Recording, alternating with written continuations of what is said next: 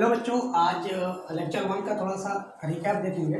तो हमने lecture one में देखा था कि जो सातवीं प्रॉपर्टी थी चार्ज की, वो थी न्यूमेरिकल वैल्यू ऑफ चार्ज जो होता है वो फ्रेम इंडिपेंडेंट होता है। मतलब उसकी वैल्यू जो है कांस्टेंट रहती है, स्पीड डिपेंडेंट नहीं रहती है। मतलब अगर कोई चार्ज की वैल्यू रेस्ट पे क्यू है तो अगर वो मोशन में रहेगी तो उसकी वैल्यू क्यू ही रहेगी, ठीक है। लेकिन हमने ये देखा था थ्योरी ऑफ रिलेटिविटी से कि मास जो होता है वो फ्रेम डिपेंडेंट होता है। मतलब आइंस्टीन ने एक इक्वेशन दिया था m = m0 1 - v²/c²। हमने ये भी देखा था बच्चों कि अगर जो बॉडी का स्पीड है अगर वो लाइट के कंपैरिजन में है, ठीक है, लाइट के कंपैरिजन में है तो उसका मास जो होगा वो बढ़ रहा था, ठीक है। और अगर लाइट की जो स्पीड के इनकम्पेरेबल है तो वो जो मास थी वो कांस्टेंट थी, ठीक है। ये हम देख चुके हैं, ठीक है। तो अगला एक छोटा सा पॉइंट देखते हैं, स्पेसिफिक चार्ज। बच्चों स्पेसिफिक चार्ज क्या होता है, ठीक है। What do you mean by specific charge? तो वो चार्ज पर यूनिट मास, क्या बच्चों, charge per unit mass is known as specific charge, ठीक है। Charge per unit mass is known as specific charge, ठीक है बच्चों। तो आज एक छोटा सा टॉपिक है वो है स्पेसिफिक चार्ज, ठीक है। मीन्स चार्ज पर यूनिट मास। कोई पूछता है इसका डिफिनीशन कि what do you mean specific charge, तो अपन बोल देंगे चार्ज पर यूनिट मास, ठीक है। तो आप सोचो बच्चों, चार्ज तो फ्रेम इंडिपेंडेंट था, क्या स्पेसिफिक चार्ज भी फ्रेम इंडिपेंडेंट होगा? चलो देखते हैं, सोचो। आई होप आपने सोच लिया होगा। यहाँ पे स्पेसिफिक चार्ज में चार्ज और मास दोनों क्वांटिटी आ रही है, ठीक है। तो हमने ये देखा था कि चार्ज तो फ्रेम इंडिपेंडेंट होता है लेकिन मास जो होता है वो फ्रेम डिपेंडेंट होता है। क्या होता है बच्चों? Frame dependent. तो अगर फ्रेम इंडिपेंडेंट क्वांटिटी को डिवाइड कर रहे हैं फ्रेम डिपेंडेंट क्वांटिटी से तो ये फ्रेम डिपेंडेंट आनी चाहिए, ठीक है। तो अपन इसको लिखते हैं। तो अपन यहां देखिए कि जो स्पेसिफिक चार्ज है, जो स्पेसिफिक चार्ज है वो है फ्रेम डिपेंडेंट।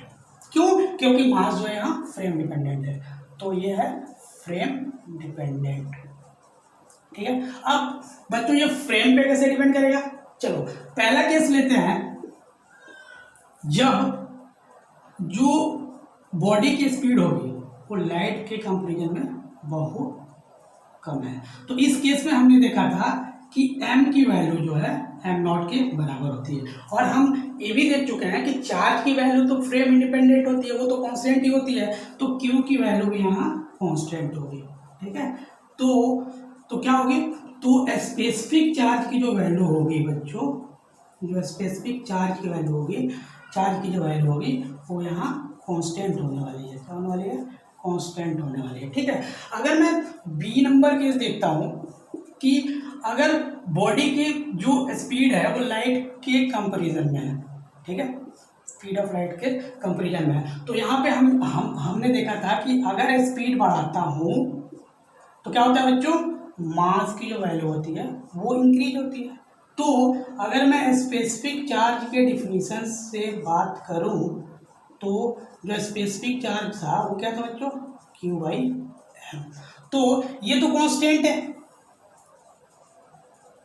लेकिन यहाँ पे मास जो है बढ़ रहा है। तो अगर कोई भी क्वांटिटी का डिनोमिनेटर बढ़ रहा होता है तो उसकी ओवरऑल वैल्यू क्या होती है? घट रही होती है, तो ये डिक्रीज कर रहा होगा। तो स्पेसिफिक चार्ज की वैल्यू यहाँ क्या कर रहा होगा? डिक्रीज कर रहा होगा, ठीक है बच्चों। चलिए, तो जो चार्ज की अगली प्रॉपर्टी है उसको देखते हैं।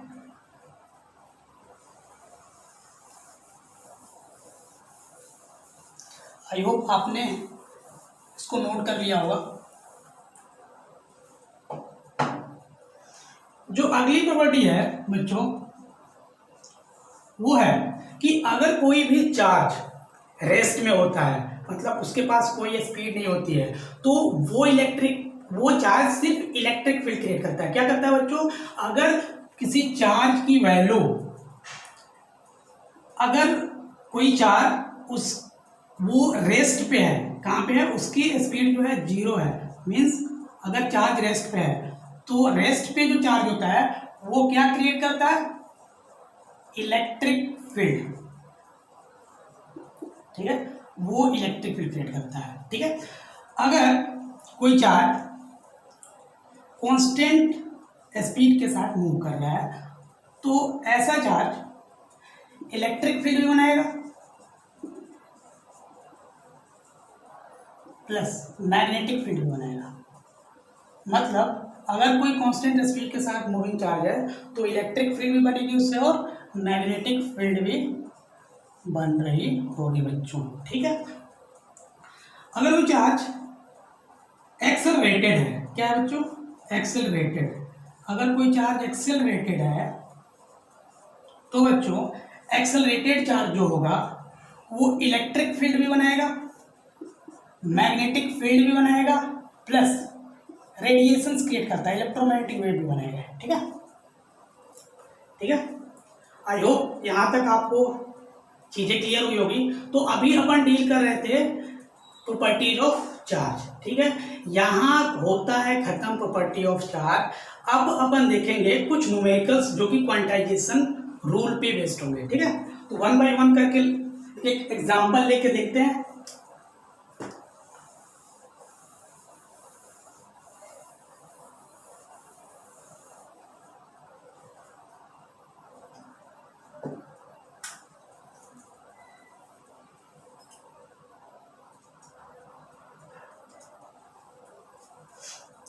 चलिए,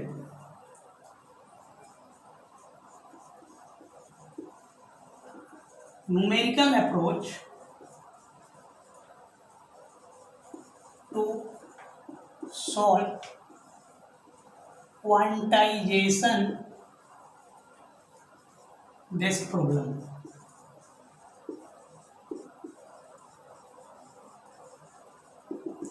चलो बच्चों याद करो, मैंने पिछली कक्षा में ये आपको बताया था कि जो क्वांटाइजेशन रूल होता है उस पर किसी भी बॉडी पे जो चार्ज क्यू है वो इंटीग्रल मल्टीपल ऑफ इलेक्ट्रॉन होगा, ठीक है, जहां पे जो एन है उसकी वैल्यू इंटीजर्स होगी, क्या होगी, इंटीजर्स होगी, ठीक है। तो इस पे दो तरीके के प्रॉब्लम्स बन सकते हैं, ठीक है, कि आपको क्या करे, किसी बॉडी पे चार्ज गिवन हो और आपको ये पता करना हो कि क्या वो गिवन चार्ज उस बॉडी पे एग्जिस्ट कर रहा है कि नहीं। तो अपन कल भी बात किए थे कि ऐसे क्वेश्चंस को सॉल्व करने के लिए अपन पहले n की वैल्यू कैलकुलेट करेंगे, तो n is equal to Q by E. अगर n कैलकुलेट किए और n की वैल्यू इंटीजर्स आती है तो ये चार्ज पॉसिबल है, पॉसिबल है, अदरवाइज नॉट पॉसिबल। तो किसी भी वैल्यू के लिए ये पॉसिबल नहीं होगा, मतलब इम्पॉसिबल है, ठीक है, ठीक है बच्चों। दूसरा क्या होगा बच्चों कि आपको n और e की वैल्यू की गिवन होगी और उस बॉडी पे नेट चार्ज कैलकुलेट करना होगा, क्या करना होगा, नेट चार्ज कैलकुलेशन,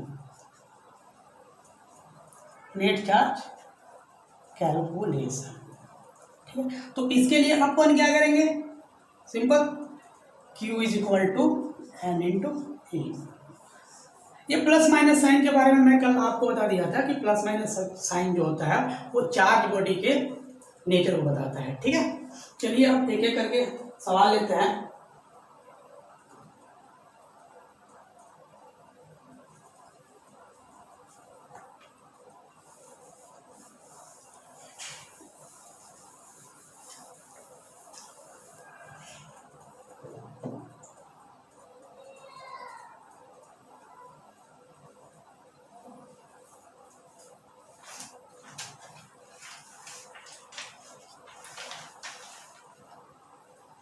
चलिए आपको ये बताना है कि which of the following is are not possible.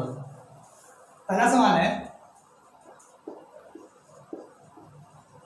Which of the following is are not possible. हमने क्या किया है, किसी बॉडी पे चार्ज को दे दिया है और पूछा है क्या वो चार्ज उस बॉडी पे एग्जिस्ट करेगा कि नहीं। जो पहला है वो है √2e।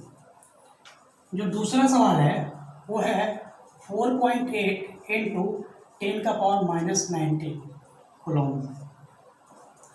जो सी सवाल है वो है 2.4 इंटू 10⁻⁻23 कूलम। चलो बच्चों सोचो, अप्रोच तो बता दिया हूं कि किसी बॉडी पे चार्ज गिवन है तो वो उस बॉडी पे एग्जिस्ट करेगा कि नहीं, कैसे चेक करेंगे। इसके लिए बच्चों मैंने आपको बताया कि n का कैलकुलेशन करना है, ठीक है। और n की वैल्यू अगर इंटीजर्स आती है तो वो बॉडी पे चार्ज एग्जिस्ट करेगा, अदरवाइज नहीं करेगा, ठीक है। तो 1 बाय 1 इसका सॉल्यूशन देखते हैं। तो जो पहला का सॉल्यूशन होगा तो अपन Q is equal to m into E. Q की वैल्यू गिवन है कितना बच्चों, 2 into E is equal to n into E. यहाँ से ई कैंसिल, n की वैल्यू कितना है √2। आपको ये बात पता होगा कि √2 क्या है, इरेशनल नंबर। अगर इंटीजर्स के अलावा कोई भी नंबर आता है तो उस बॉडी पे चार्ज पॉसिबल नहीं है।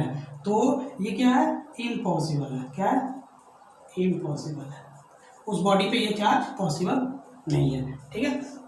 चलो बी देखो, सोचो, सोच के बताओ। हाँ आपने सही सोचा होगा।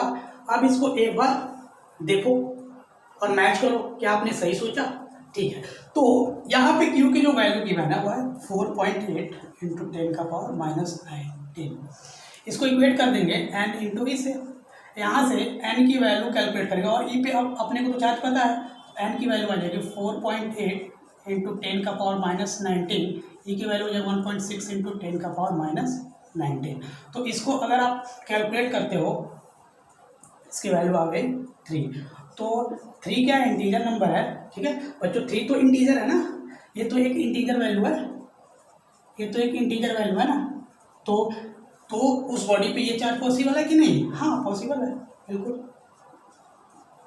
पॉसिबल है चार्ज, ठीक है। चलो अगला सॉल्यूशन देखते हैं, ठीक है। अगला जो सवाल है, चलो बच्चों जल्दी से नोट कर लो, वीडियो को पॉज करो, नोट्स में लिख डालो। चलो ठीक है, आई होप आपने नोट्स लिख लिया होगा, ठीक है। चलिए सी का सॉल्यूशन देखते हैं, ठीक है। सी का सॉल्यूशन है कि यहाँ पे Q की वैल्यू कितनी गिवन है बच्चों, 2.4 इंटू 10⁻⁻23। इसको इक्वेट कर देंगे n इंटू ई से, ठीक है। तो n की वैल्यू आ जाएगी 2.4 इंटू 10⁻⁻23 डिवाइडेड बाई 1.6 इंटू 10⁻⁻19। अगर हम इसको देखें, अप्रोक्स वैल्यू इसका कैलकुलेट करें तो ये आ रहा होगा 24/16 इंटू 10⁻⁻4। अगर इसको देखें तो ये एक डेसिमल नंबर होगा, डेसिमल नंबर है। तो बताया बच्चों, अगर n की वैल्यू इंटीजर के अलावा कुछ और आती है तो उस बॉडी पे चार्ज पॉसिबल नहीं है।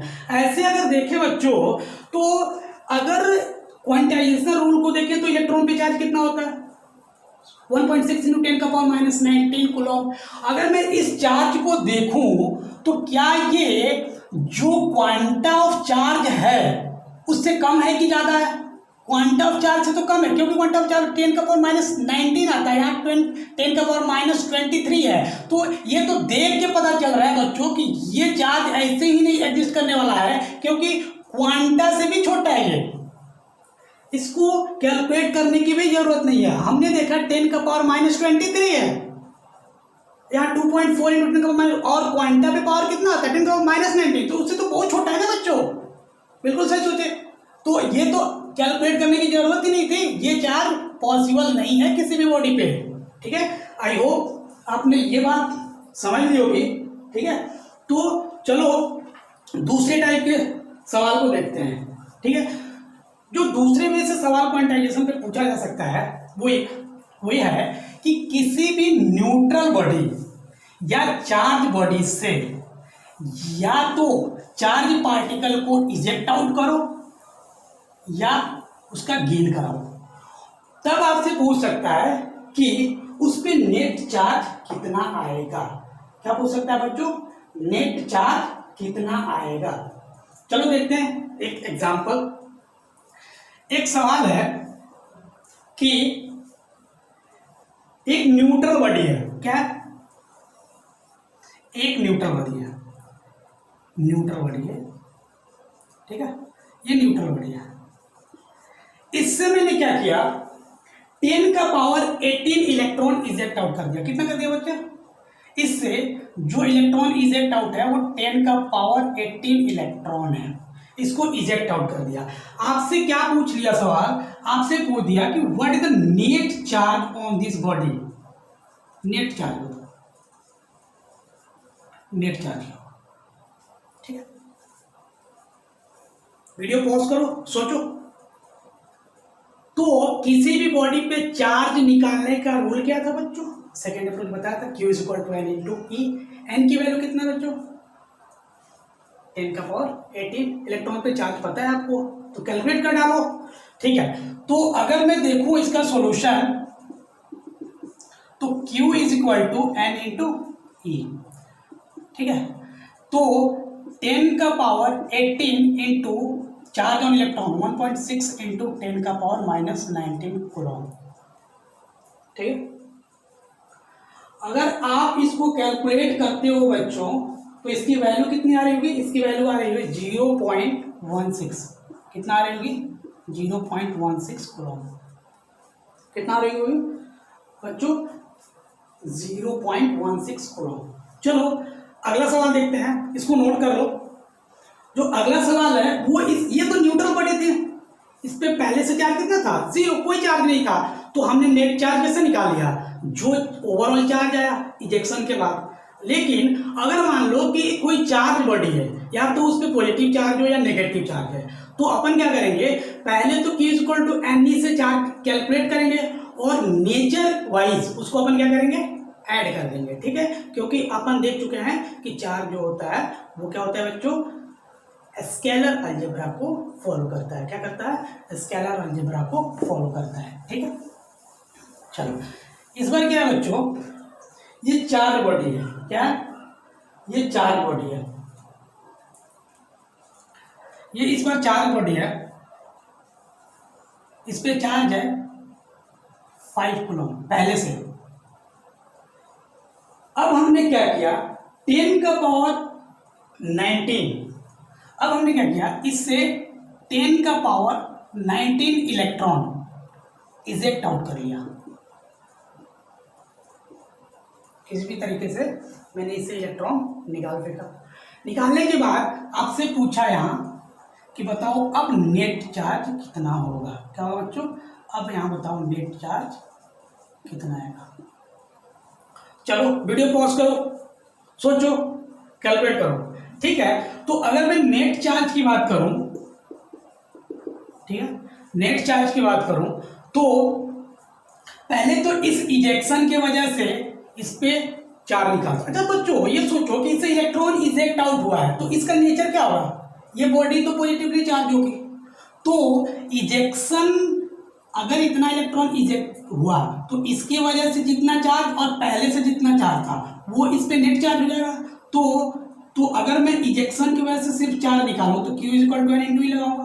तो यहाँ कितना आ रहा होगा, 10 का पावर 19, ठीक है, इंटू 1.6 इंटू 10 का पावर माइनस 19। अगर इसको आप कैलकुलेट करते हो तो 1.6 कूलम आ रहा होगा, ठीक है। ये तो इजेक्शन के वजह से हुआ, प्लस हुआ कि माइनस बच्चों? प्लस हुआ। क्यों? क्योंकि इससे इलेक्ट्रॉन इजेक्ट आउट हुआ है। अगर कोई भी बॉडी से अगर इलेक्ट्रॉन इजेक्ट आउट होता है तो उस पर कौन सा चार्ज आएगा, वो बॉडी पॉजिटिवली चार्ज हो जाएगी, ठीक है।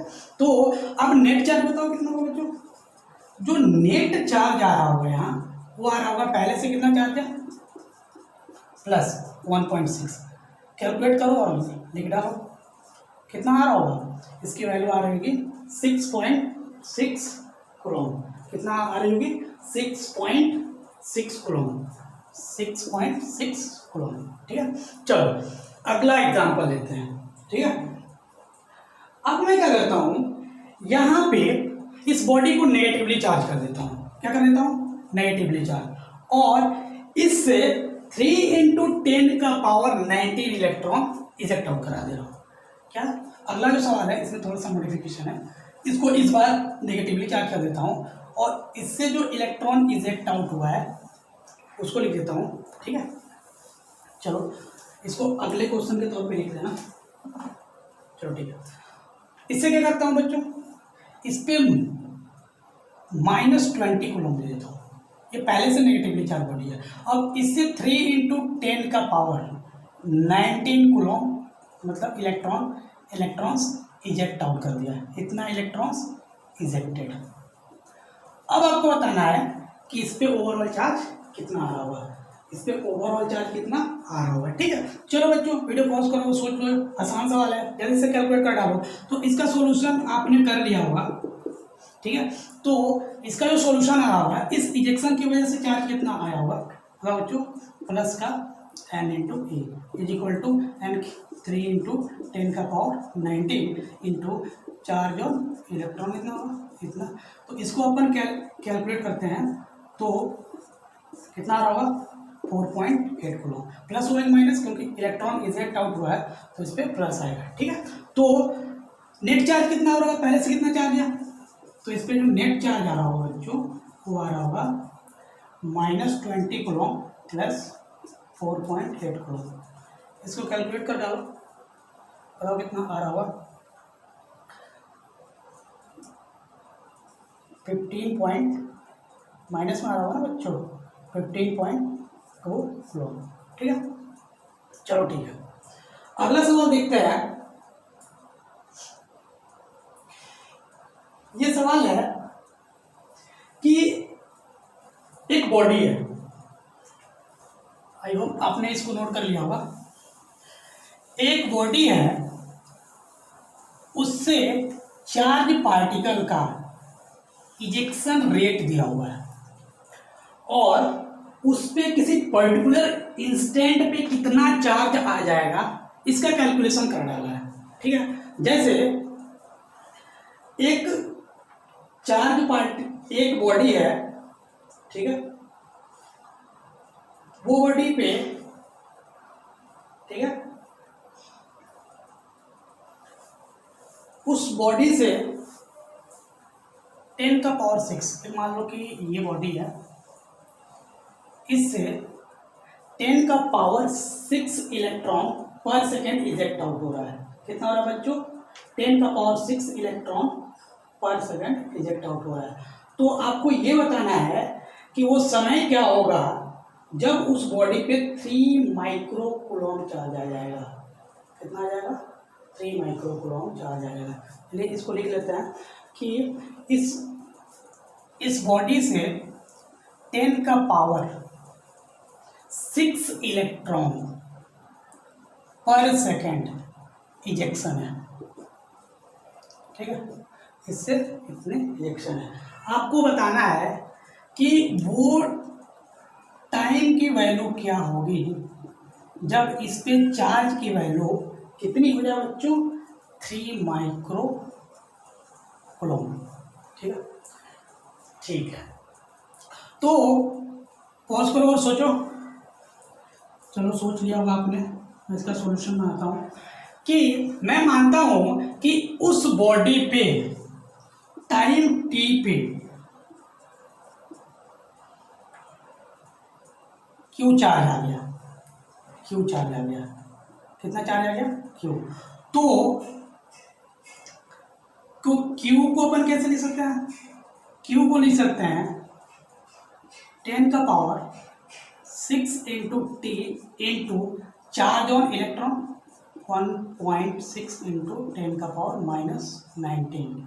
ठीक है, ठीक है। अब चार्ज की वैल्यू गिवन है बच्चों, इसे टी की वैल्यू तो कैलकुलेट हो जाएगी, थोड़ी सी गणित लगानी पड़ेगी। ठीक है, यहाँ पे चार्ज की वैल्यू पुट करो।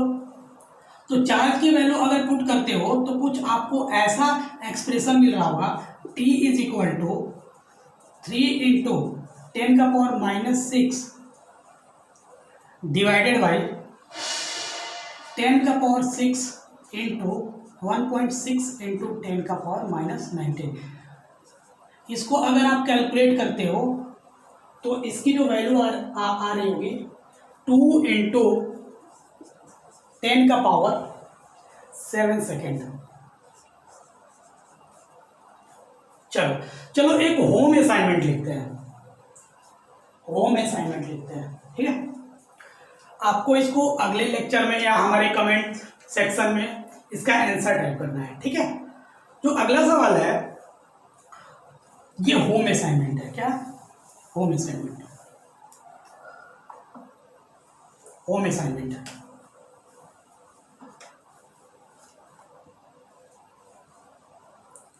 होम असाइनमेंट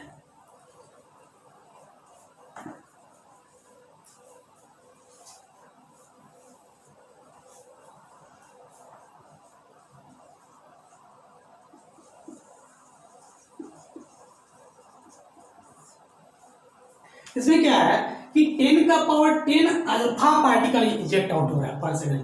10⁻10 अल्फा पार्टिकल्स, इस बार 10⁻10 अल्फा पार्टिकल इजेक्ट आउट हो रहा है इस बॉडी से, ठीक है। आपको बताना यह है कि इस बॉडी पे किस समय चार्ज जो होगा -3.2 नैनो कूलम हो जाएगा, -3.2 नैनो कूलम हो जाएगा। ये सवाल है, इसको आपको सॉल्व करना है, ठीक है। एक बॉडी है जिसपे 10⁻10 अल्फा पार्टिकल उस बॉडी से इजेक्ट आउट हो रहा है पर सेकेंड, तो आपको वो समय बताना है जब उस पर चार्ज जो है overall net charge -3.2 into nano second हो जाता है, ठीक है। चलो ठीक है बच्चों, आई होप यहाँ तक आपको अच्छे से समझ में आया होगा, ठीक है। यहाँ तक आपको समझ में आ गया होगा। तो अगला इंपॉर्टेंट टॉपिक जा रहे हैं डील करने, वो है मेथड ऑफ चार्जिंग। क्या बच्चों? Method of charging. Method of charging क्या बच्चों? Method of charging. चलो ठीक है। तो किसी भी बॉडी को चार्ज करने का बेसिकली 3 मेथड है, ठीक है। चलो देखते हैं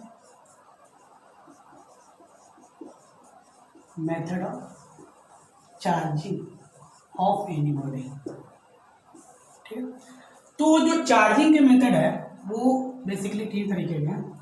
एक है चार्जिंग बाय फ्रिक्शन या रबिंग, ठीक है।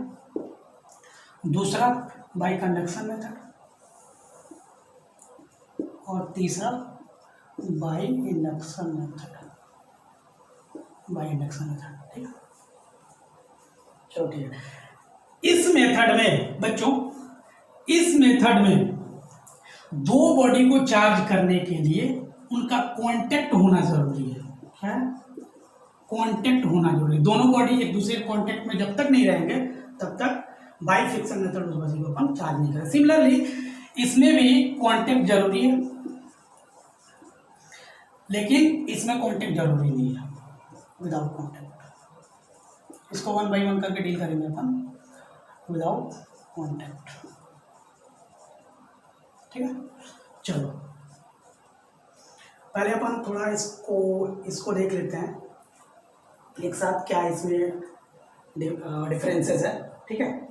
चलो इसमें इस मेथड के लिए बच्चों, बाय फ्रिक्शन और रबिंग मेथड के लिए at least one body must be insulator. At least one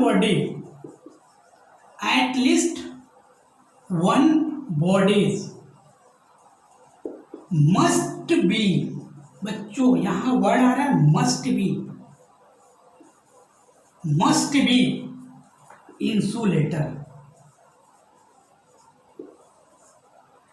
ये इंपॉर्टेंट पॉइंट है कि अगर अपने को दो बॉडी को बाय फ्रिक्शन चार्ज करना है तो कम से कम एक बॉडी इंसुलेटर होना ही चाहिए बच्चों, मोस्ट है, ये बात याद रखना, ठीक है। इसमें बच्चों, इसमें क्या है, कंडक्शन के लिए दोनों बॉडी का कंडक्टर होना जरूरी है। क्या बच्चों? दोनों बॉडी का कंडक्टर होना जरूरी है। तो both bodies must be conductor, must be conductor. इसमें क्या है, बॉडी कंडक्टर भी हो सकता है और इंसुलेटर भी हो सकता है। कंडक्टर भी हो सकता है बच्चों और इंसुलेटर भी हो सकता है। आई होप यहां तक बेसिक बातें आपको समझ में आ गई होगी। ठीक है, चलिए ये था पहला मेथड बाय फ्रिक्शन। दूसरा जो मेथड है, सॉरी, ये है कंडक्शन। जो तीसरा है वो है इंडक्शन। ठीक है, अब इसको वन बाय वन करके डिटेल में देखते हैं और समझते हैं। ठीक है, चलिए पहले मेथड की बात करते हैं। पहला मेथड है फ्रिक्शनल मेथड। क्या है? बॉडी को चार्ज करने का पहला मेथड है बाय फ्रिक्शन और बाय रबिंग। बाय फ्रिक्शन या बाय रबिंग। ठीक है बच्चों, चलो तो पहला देखते हैं फ्रिक्शन मेथड या इसको बोलते हैं रबिंग मेथड। ठीक है, तो ये फ्रिक्शन मेथड होगा क्या बच्चों? फ्रिक्शन, जब दो बॉडी को आपस में रब करते हैं तो एक बॉडी से दूसरे बॉडी में इलेक्ट्रॉन के ट्रांसफर के थ्रू ये बॉडी चार्ज होती है। व्हेन, देख डालो, when two bodies are rubbed each other,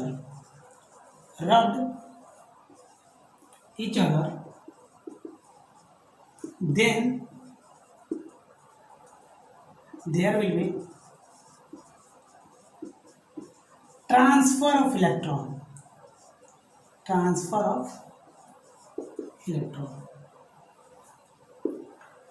यह है फ्रिक्शन मेथड। ठीक है, चलो ठीक है, अपन क्या करते हैं, दो बॉडी लेते हैं। एक बॉडी है ए और दूसरा बॉडी है बी। ए और ए बी, दोनों को मैंने क्या किया, रब किया। इसको रब करने के बाद मैंने इसको सेपरेट आउट किया, तो मैंने पाया कि ए पे नेगेटिव चार्ज हो गया और बी पे पॉजिटिव चार्ज हुआ। ठीक है, तो यहाँ जानने वाली बात यह है कि दोनों बॉडी को मैंने साथ रब किया तो एक बॉडी पे पॉजिटिव चार्ज आ गया, दूसरे बॉडी पे नेगेटिव चार्ज आ गया। ये कैसे? हमको कैसे पता चलेगा कि ए पे नेगेटिव आएगा और बी पे पॉजिटिव आएगा? सोचो बच्चों, क्यों नहीं बी से इलेक्ट्रॉन निकल के ए पे चला गया? यहां तो बी से ए पे गया हुआ है, क्यों नहीं ए से बी पे चला गया? मतलब बी क्यों नहीं नेगेटिवली चार्ज हुआ? हमने दो बॉडी लिया, दोनों को रब किया तो ए पे नेगेटिव चार्ज हो गया और बी पे पॉजिटिव चार्ज हो गया। ठीक है, तो इसको समझने के लिए आपने, ठीक है, फोटो इलेक्ट्रिक इफेक्ट में एक कंसेप्ट पढ़ा होगा, वर्क फंक्शन। क्या पढ़ा होगा बच्चों? Work function. तो आपने वहां डिफिनेशन देखा होगा कि वर्क फंक्शन जो होता है, minimum amount of energy required to eject the electron from the surface of the metal. मतलब किसी भी बॉडी के सरफेस से अपन इलेक्ट्रॉन को निकालना है तो उसमें जितना मिनिमम अमाउंट ऑफ एनर्जी देना होगा वो उस बॉडी का वर्क फंक्शन होगा, और हर एक बॉडी का वर्क फंक्शन अलग अलग होता है। ठीक है, चलो देखते हैं। तो लिख डालो वर्क फंक्शन क्या होता है, लिख डालो बच्चों, वर्क फंक्शन लिख डालो। Definition, minimum amount of energy क्या होगा बच्चों? Work function. ठीक है, minimum amount of energy, minimum amount of energy required to eject the electron from the metal surface.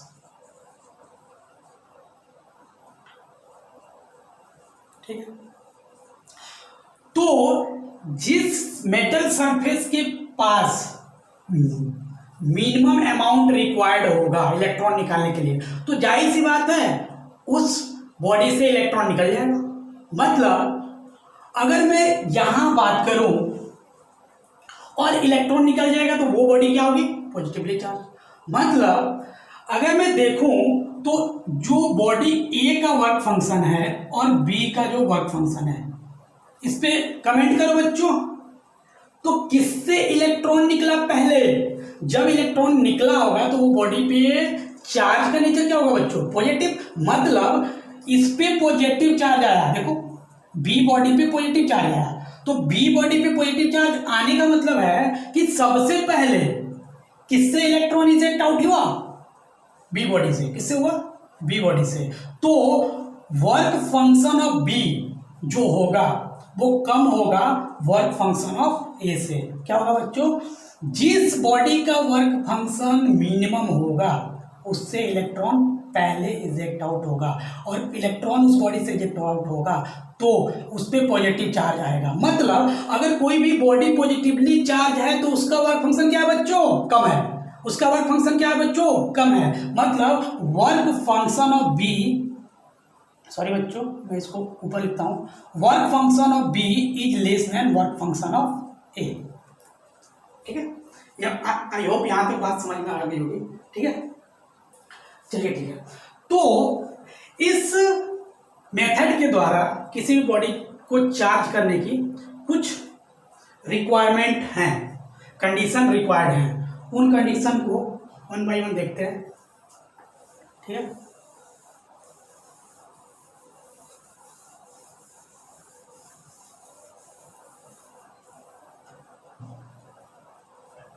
Condition required, जो कंडीशन रिक्वायर्ड है उसको अपन देखते हैं। ठीक है, जो फ्रिक्शन मेथड में पहला कंडीशन रिक्वायर्ड है वो है कि at least one bodies must be, suit भी नहीं बच्चों, मस्ट बी इंसुलेटर। ये होना ही चाहिए अगर आपको फ्रिक्शन मेथड से उस बॉडी को चार्ज करना है। दूसरा बच्चों, there should be slight variation in work function of both bodies. मतलब वेरिएशन इन वर्क फंक्शन। ठीक है बच्चों, जो तीसरा रिक्वायरमेंट है, अगर मान लो जो बॉडी पॉजिटिवली चार्ज हो रही है, अगर ये बॉडी पॉजिटिवली चार्ज है और ये बॉडी नेगेटिवली चार्ज है, इस बॉडी का नाम है ए और ए बॉडी का नाम है बी, तो अपन बोल सकते हैं कि work function of A is less than work function of B. मतलब जो बॉडी पॉजिटिव चार्ज होगी, पॉजिटिवली चार्ज होगी, वो बॉडी का वर्क फंक्शन कम होगा नेगेटिवली चार्ज बॉडी के रेस्पेक्ट में। ठीक है, ठीक है, ठीक है बच्चों। इसमें जो अगली प्रॉपर्टी है, जो अगला कंडीशन रिक्वायर्ड है वो है, चौथा नंबर जो कंडीशन रिक्वायर्ड है वो है बच्चों कि अगर इस मेथड से दो बॉडी चार्ज होती है तो उन दोनों बॉडी पे चार्ज की न्यूमेरिकल वैल्यू सेम रहेगी बट नेचर अलग अलग रहेगा। क्यों? क्योंकि एक से इलेक्ट्रॉन इजेक्ट आउट होगा तो दूसरे में गेन होगा, दूसरा उसको गेन कर लेगा। तो acquire equal and opposite charge.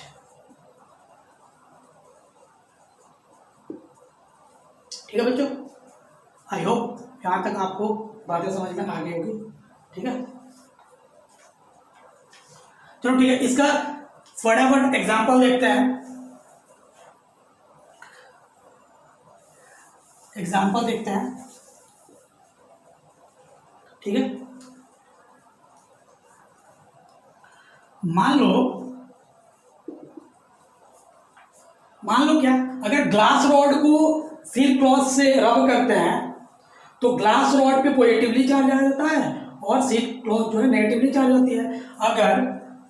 अगर ग्लास रॉड को सिल्क क्लॉथ से रब करें, सिल्क क्लॉथ से रब करते हैं तो अपने को क्या मिलता है बच्चों, ये हो जाती है पॉजिटिवली चार्ज और ये हो जाती है नेगेटिवली चार्ज। मतलब इस जो वर्क फंक्शन ग्लास रॉड का होगा वो कम होगा वर्क फंक्शन ऑफ सिल्क से ना।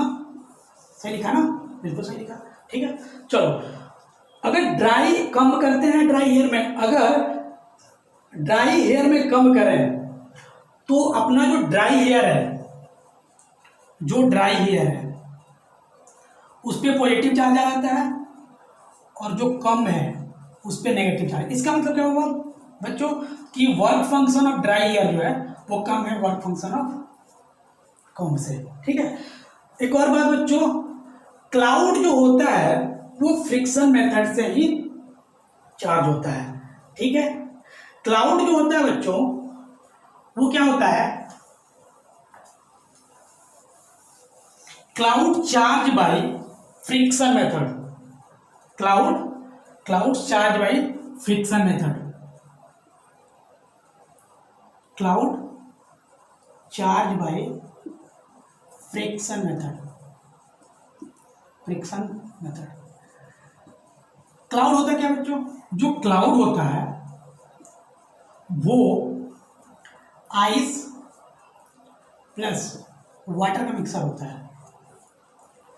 तो अगर क्लाउड चार्ज हो रहा है बच्चों, क्लाउड चार्ज हो रहा है, मान लो कि ये दोनों एक दूसरे से रब हुआ, रब होने के बाद हम मान लेते हैं कि इस पे नेगेटिव चार्ज आ गया, इस पे पॉजिटिव चार्ज आ गया। ठीक है, तो अगर नेगेटिवली चार्ज क्लाउड है और पॉजिटिवली चार्ज क्लाउड है तो सोचो बच्चों, जो नेगेटिवली चार्ज क्लाउड होगा उसका मास ज्यादा होगा कि जो पॉजिटिवली चार्ज क्लाउड होगा उसका मास ज्यादा होगा।